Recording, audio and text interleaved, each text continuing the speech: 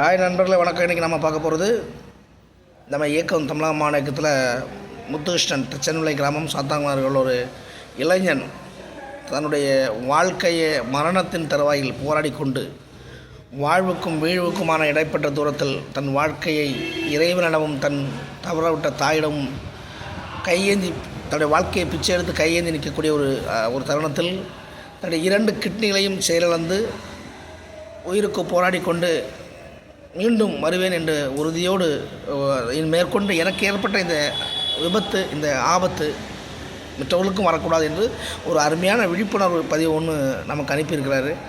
அனைவரும் கட்டாயம் இதை கடந்து போகிறோம் அப்படின்னு சொல்லி பார்க்காம கட்டாயம் இந்த விழிப்புணர்வு பதிவை பாருங்கள். தான் பாதிக்கப்பட்ட மாதிரி இன்னொருத்தர் பாதிக்கப்படக்கூடாது அப்படிங்கிறக்காக தன்னுடைய உள்ளத்திலிருந்து, உதட்டிலிருந்து வராமல் உள்ளத்திலிருந்து சொல்லியிருக்கிறார். நம்ம எத்தனையோ வீடியோக்களை பார்க்குறோம், ஃப்ராங்க் வீடியோ, அப்புறம் அந்த என்னென்னமோ நிறைய இதெல்லாம் பார்க்குறோம், வீடியோஸ் பார்க்குறோம், கிரிக்கெட் பார்க்குறோம், சினிமா பார்க்குறோம், விளையாட்டு நியூஸ் பார்க்குறோம். அதேமாதிரி அதுக்காக எவ்வளோ டைம் செலவு பண்ணுறோம். அதேபோல் இந்த வீடியோவை தயவு செஞ்சு ஸ்கிப் பண்ணாமல் இந்த இளைஞனுடைய, இந்த சகோதரனுடைய இந்த வார்த்தைகளை கொஞ்சம் தயவு செஞ்சு கேளுங்க ப்ளீஸ்.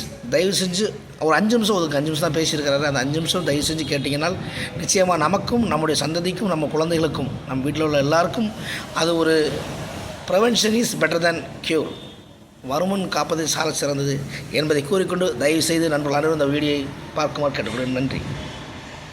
அனைவருக்கும் இனிய காலை வணக்கம். நான் பாதிக்கப்பட்டவங்கிற முறையில் சொல்கிறேன். தயவு செய்து எவ்வளோ பெரிய இதாக இருந்தாலும் வலி மாத்திரைகள் அதிகமாக எடுத்துக்கொள்ளாதீங்க. வலி மாத்திரைகள் அதிகமாக எடுத்துக்கொண்டால் சிறுநீரகம் கொஞ்சம் கொஞ்சமாக பாதிப்படைந்து, உதாரணத்துக்கு இன்னும் 27 வயதில் பாதிக்கப்பட்டேன். எனக்கு எந்த தீங்கு பழக்கம் எதுவுமே கிடையாது. எங்கள் ஃபேமிலியிலும் எந்த பிரச்சனையும் கிடையாது யாருக்கும். ஆனால் இந்த வலி மாத்திரை எடுத்ததுனால என் கிட்னி செயலிழந்து இன்று டயாலிஸ், அதாவது ரத்தம் சுத்திகரிப்பு சிகிச்சை பெற்று கடந்த 3 வருஷமாக வாழ்ந்து வரேன். எங்கள் அம்மாவும் இழந்தேன். தயவுசெய்து குழந்தைகள் அனைவருமே சரியாக தண்ணீர் அருந்துங்கள்.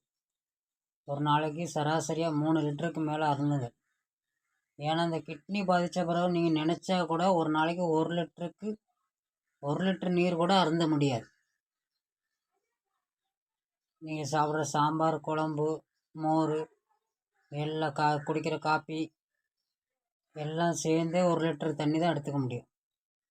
அதனால் முடிஞ்ச அளவுக்கு எவ்வளோ தான் உழைப்பு என்ன இது அதிகமாக இருந்தாலும் நீங்கள் தயவு செய்து ஒரு நாளைக்கு 3 லிட்டருக்கு மேலே தண்ணீர் அருந்துங்கள். குழந்தைகளுக்கு காலையிலே அந்த ஸ்கூலுக்கு தண்ணி கொண்டு போகிறாங்க, அது சாயந்தரம் வரைக்கும் குடிக்கிறாங்களான்னு பாருங்கள். ஏன்னா சில குழந்தைகள்லாம் காலையில் கொண்டு போயிட்டு சாயந்தரம் அந்த கேனு அப்படியே தான் வீட்டுக்கு வருது. திறந்து குடிக்கிறதுக்கு இதாக இல்லை என்னன்னு தெரில. அதனால் தயவு செய்து குழந்தைகள் விஷயத்தில் பெற்றவங்க நிறையா கவனம் செலுத்தணும். ஃபாஸ்ட் ஃபுட் ஐட்டங்கள், அதாவது நிறையா பானிபூரி அந்த மாதிரி ஐட்டங்கள் நிறையா வாங்குறத தவிருங்கள். எல்லாமே நச்சு பொருள் கலந்தது. அதை நம்ம சாப்பிட ஒவ்வொரு இதை பாதிக்குது. நான் பாதிக்கப்பட்டங்கிற முறையில் சொல்கிறேன். ஒவ்வொரு வாட்டி டயாலிஸ் பண்ணும்போது ஊசி குத்தி என் கையை பாருங்கள்.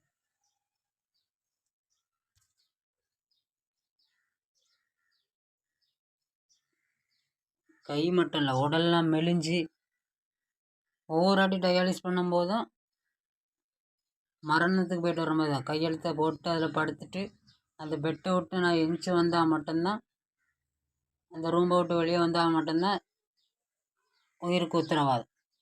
அவ்வளோ மரண வேதனை அது. இனிமேல் யாரும் ஒரு ஆளும் அதை பாதிக்கப்படக்கூடாது. தயவு செய்து வலி மாத்திரைகள் தயவு செய்து அதிகமாக எடுக்காதீங்க. வலி மாத்திரைகள் எடுக்காதீங்க. என் வாழ்க்கையை மாற்றிட்டு சாதாரண 1,000 ரூபா டேப்லெட்டு தான், டைக்ளோபினாக் பேரஸ்டாமோல்ங்கிற 1,000 ரூபா மாத்திரை தான் பல்லு வலின்னு நான் டீ வியாபாரம் பார்த்தேன். அந்த வியாபாரத்தில் நைட்டும் பகலும் போய் டீ கொண்டு போவேன். கோயம்புத்தூரில் பார்த்தேன். அப்போ அந்த வலியை அந்த டைம் இதாகிறதுக்கு அந்த வலி மாத்திரைகள் அதிகமாக எடுத்துக்கொண்டேன். அது வந்து என் வாழ்க்கையை இன்னைக்கு மாற்றி போட்டு, இப்போ வாழ்வா சாவா இந்த இது போராட்டத்தில் தான் வாழ்ந்துட்டுருக்கேன்.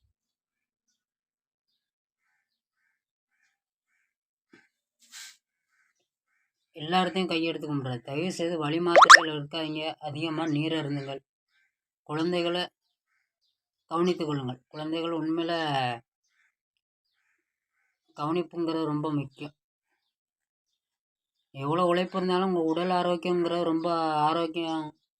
ரொம்ப முக்கியமானது ஒன்று. உடல் ஆரோக்கியத்தில் கவனம் செலுத்துங்க. உழைப்பு முக்கியம்தான், பணம் சம்பாதிக்கலாம். நானும் அந்த கனவோடு தான் இருந்தேன். ஆனால் இன்றைக்கி பணம் என் வாழ்க்கையை மாற்ற முடியாது. இன்றைக்கும் என் கூட உள்ளவங்களாம் 1 கோடி ரூபா வச்சுட்டு கிட்னி மாற்றுறதுக்கு ரெடியாக இருக்கிறாங்க. ஆனால் கிடைக்காது. அந்த பிளட் குரூப்பு நிறையா இது எல்லாமே நிறையா இருக்குது. என்ன தான் கொடுத்தாலுமே நம்ம உறுப்பு செயல்பட்ட மாதிரி அந்த புது கிட்னி ஃபங்க்ஷன் ஆகாது. டயாலிஸ்லேயும் 10 வருஷம் வாழ்கிறவங்க இருக்காங்க. கிட்னி மாற்றி 6 மாதத்தில் போகிறவங்களும் இருக்காங்க. நான் அந்த ஆஸ்பத்திரிக்கு போகிறதுனால எனக்கு தெரியுது. வாரத்தில் 2 நாள் ரத்தம் மாற்றணும். அந்த ஊசி குத்தும்போது மரண வேதனையோட பெரிய வேதனை. அவ்வளோ பெரிய ஊசி. ஒரு செகண்டில் 100 மில்லி ரத்தம் வெளியே வரும். அவ்வளோ பாதிப்பு இருக்குது. தயவு செய்து,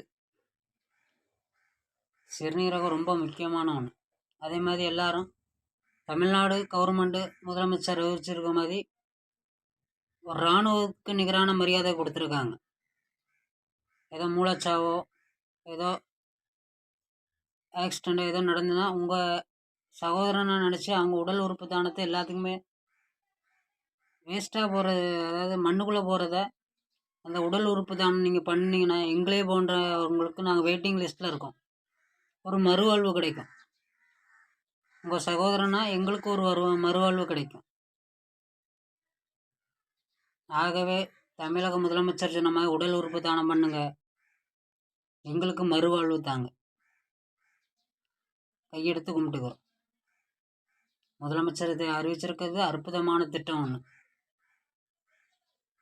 அனைவரும் ஷேர் பண்ணுங்கள்.